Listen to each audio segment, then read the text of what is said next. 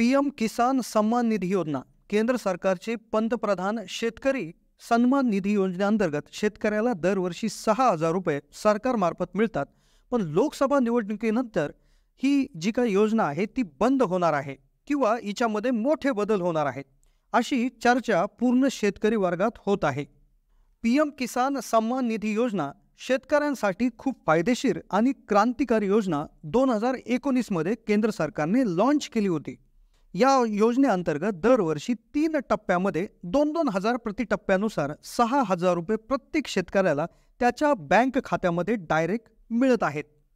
करोडो शेतकऱ्यांनी याचा फायदा उचललेला आहे आणि त्यामुळे शेतकऱ्यांमध्ये खूप लोकप्रिय ही योजना झालेली आहे. पण आता 2 ते 3 प्रकारच्या शंका शेतकरी वर्गात या योजनेबद्दल सुरू झालेल्या आहेत. एक चर्चा अशी आहे की या योजनेमध्ये मोठे बदल होणार किंवा ही योजना निकालानंतर लोकसभेची जी निवडणूक आहे तिच्या निकालानंतर ही बंद होणार आहे. किंवा बिहारमधून एक अशी न्यूज आलेली आहे की आधी दिलेले ते 2-2 हजार किंवा जे हप्ते आहेत, जे पैसे आहेत ते देखील मागं घेण्यात येणार आहेत की काय, अशी शंका आहे.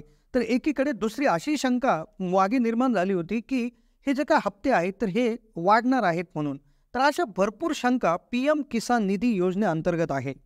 आता ह्या शंका उपस्थित होण्यामागचं कारण आहे नीती आयोग. तर सविस्तर आपण व्हिडिओमध्ये नेमकं समजून घेणार आहोत की 4 जूनला जो लोकसभा निवडणुकीचा निकाल लागणार आहे त्या निकालानंतर पीएम किसान निधी योजना म्हणजेच येणारे 2-2 हजार रुपये म्हणजे वर्षाला 6,000 रुपये बंद होणार आहेत का, किंवा हे वाढणार आहेत का, किंवा या योजनेमध्ये काय बदल होतील, किंवा जे काय पैसे आहेत ते आपल्याला मागे द्यावं लागतील का. तर अशा सर्व गोष्टींची माहिती आज व्हिडिओमध्ये आपण घेण्याचा प्रयत्न करणार आहोत. त्यामुळे व्हिडिओमध्ये बनून राहा. चॅनलला नवीन असेल तर जरूर सबस्क्राईब करा. पंतप्रधान शेतकरी सन्मान निधी योजना अंतर्गत शेतकऱ्याला 6,000 रुपये दर वर्षाला देण्यात येत होते. डायरेक्ट बँक खात्यामध्ये येणारे हे पैसे शेतकऱ्याला त्याच्या शेतीच्या कामामध्ये खूप उपयोगीही पडत होते, ज्यामुळे शेतकऱ्यांचा खूप फायदा झाला होता. कोट्यवधी शेतकरी त्यांचे लाभार्थी झाले होते.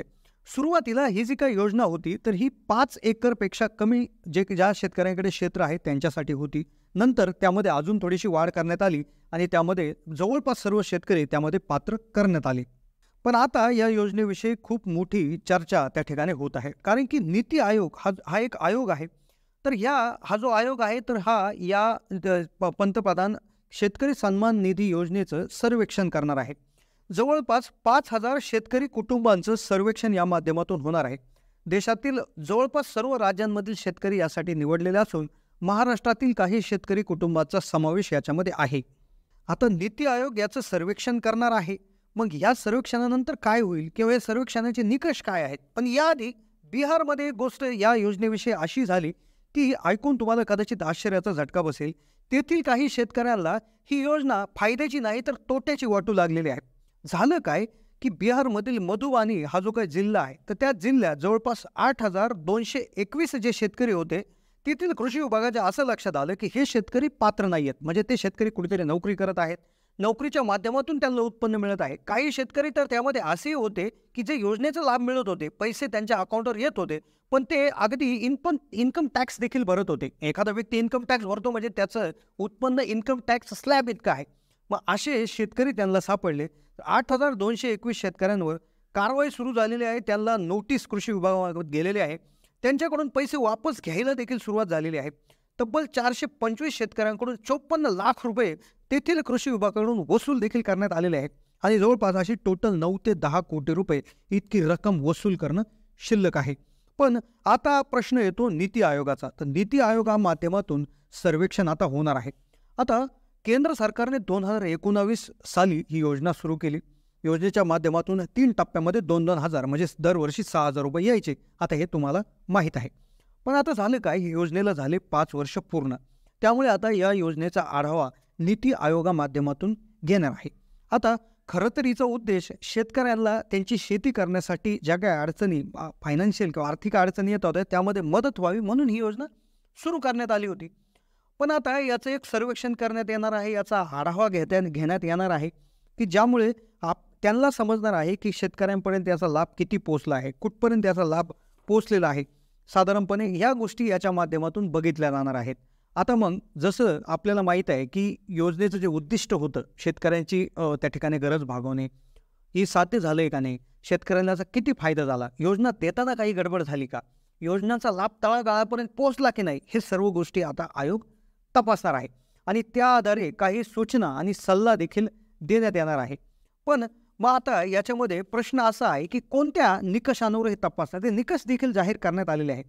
ते म्हणजे काय की पीक पद्धतीमध्ये झालेला बदल, साठवणुकीतला बदल, बाजारपेठा, कुटुंबांच्या गरजा, आर्थिक स्वयंपूर्णता या सर्व बाबींचा विचार केला जाणार आणि या निकषांच्या आधारे या योजनेचं मूल्यमापन करण्यात येणार आहे.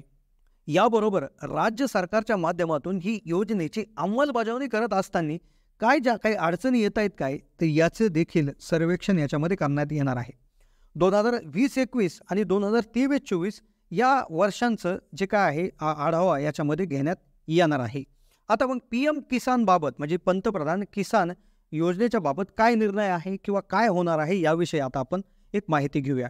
तर TV9 मराठीच्या रिपोर्टनुसार PM किसान बाबत काय निर्णय होईल, तर 100 दिवसात पुढील धोरण. आता काय होतं की जवळपास आपलं जे काय 4 जून रोजी निकाल जाहीर होतील, त्यानंतर नवीन सरकार येईल. PM किसान योजनेविषयी नवीन सरकार काय धोरण राबवितं याकडे शेतकऱ्यांचं लक्ष तर आता लागलंच आहे. योजना 2019मध्ये सुरू करण्यात आली होती आणि याची समीक्षा आता नीती आयोग करत आहे. मग देशात एकदा जवळपास हे सरकार आलं का जून महिन्याच्या अखेरीस पंतप्रधान शपथ घेतील, कॅबिनेट मंत्रिपदं जाहीर होतील, त्यानंतर नवीन सरकार 100 दिवसाचा अजेंडा धोरण हाती घेतील आणि पुढील 5 वर्षासाठी काय करावे लागणार याचा आराखडा 100 दिवसात तयार करण्यात येणार आहे. मग आता 100 दिवसामध्ये पुढील धोरण ठरवताना अनेक योजनांची समीक्षा समोर असेल. मग या अंतर्गत जी शेतकऱ्यांमध्ये लोकप्रिय झालेली ही जी काही योजना आहे, तर हिचं देखील त्यामध्ये जी काही समीक्षा आहे ती समोर असणार आहे आणि मग त्यामध्ये याच्यावर काय जो निर्णय होईल तो अजून काय आपल्याला समजलेला नाही आहे.